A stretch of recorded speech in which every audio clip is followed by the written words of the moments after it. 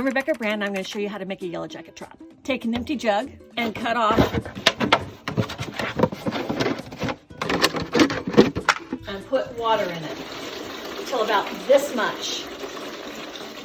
And I've used all kinds of different meats, and bacon is the best, and I'll tell you why. With your toothpick, you're going to thread it through the bacon like that. And with another toothpick, you're going to cross hatch the first toothpick, and you're going to thread it through the top of your jug, just like that.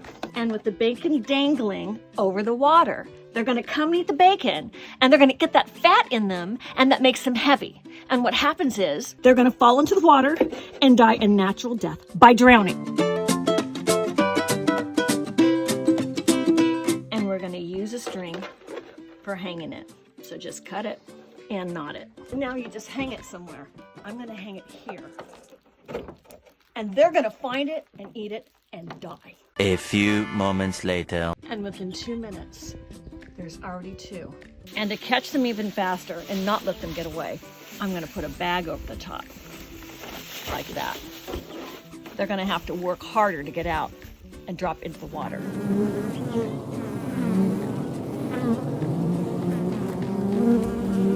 And I think catching a yellow jacket is like the game of bingo. Every time I see that yellow jacket enter my DIY yellow jacket trap, I say, bingo! It's like playing bingo with nature. Bingo! Oh, another one. Bingo! They have no idea as they are flying towards that trap what they're going to find inside. Bingo! Which is a really big fat piece of bacon that they're going to eat, and that bacon is going to make them heavy and they're going to fall in that water. Bingo! Got another one. Bingo! I got a bingo! Bingo! B-I-N-G-O!